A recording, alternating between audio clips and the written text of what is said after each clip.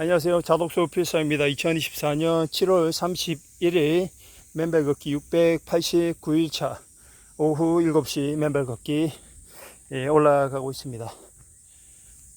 오늘은 최고 기온이 경남권은 35도, 6도까지 올라가고 여기 수도권 쪽은 또 30도를 넘는 무척 고된 더위 하루였습니다. 오늘 말씀드리고 싶은 주제는 불교 경전에 부처님의 한 말씀이 있습니다. 그 이야기가 인상이 남아서 오늘 이야기를 전개해 보겠습니다. 한 나그네가 길을 걷다가 땅 위에 떨어져 있는 하얀색 조각을 발견하고 그것이 무언가 궁금해서 집어들었습니다. 그런데 자세히 들여다보니 곳곳에 떨어진 그 하얀색 조각은 바로 사람의 뼈였던 것입니다.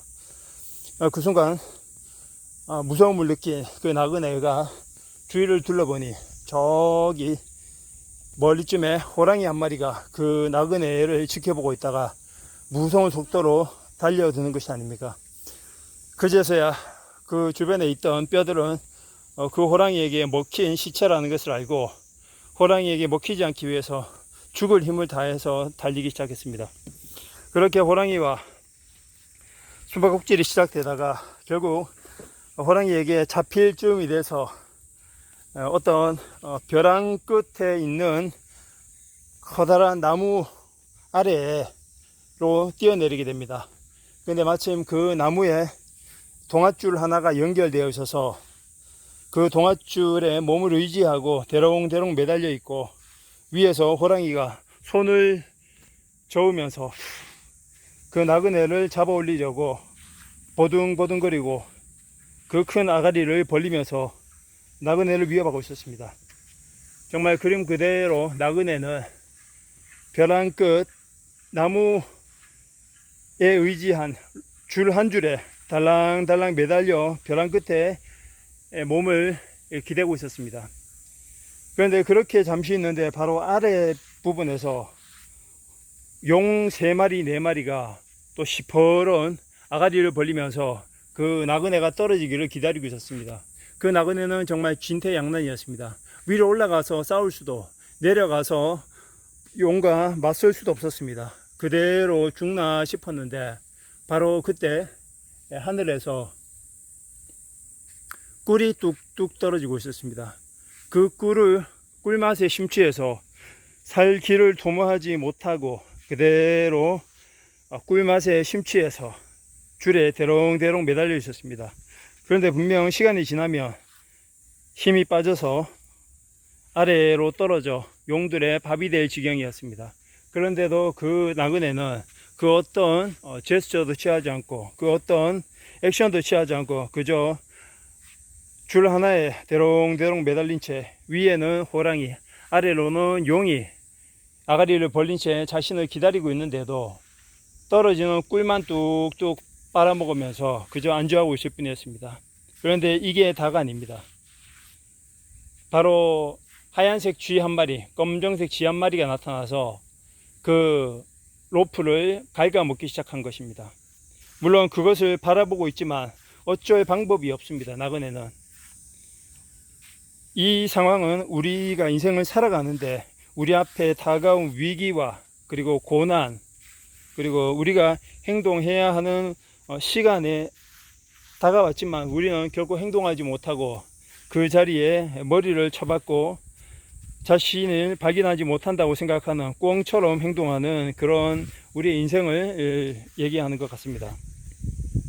그 상황에서 용을 피해서 호랑이를 피해서 어디로 도망갈 수는 없습니다. 바로 뛰어내리든지 아니면 위로 올라가서 호랑이와 죽기 살기로 싸워서 살 길을 만들어내야 합니다. 그런데 현재의 우리 모습, 현대인들의 모습은 바로 위에 호랑이가 기다리고 아래에 용이 기다리고 있지만 우리를 살릴 수 있는 그 어떤 행동이나 그 어떤 변화의 길을 모색하지 않고 뚝뚝 떨어지고 있는 그 꿀만 빨면서 생쥐가 갉아먹는 그 로프의 모든 우리의 가능성과 생명을 의지하고 있습니다. 분명 시간이 지나면 그 로프는 끊어지고 우리는 아래로 떨어질 수밖에 없습니다.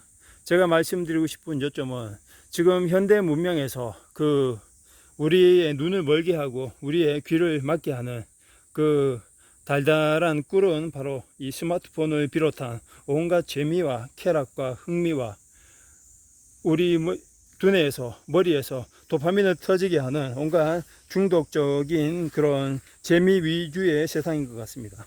온갖 쾌락과 재미를 따지면서 우리는 나가야 할 때 나가지 못하고 그대로 머무르면서 꿀만 빨면서 결국 그 생쥐가 우리가 지탱하고 있는 그 로프를 끊어버리는 그 순간까지 바보같이 기다리고 있는 게 아닌가라는 생각을 하게 됩니다.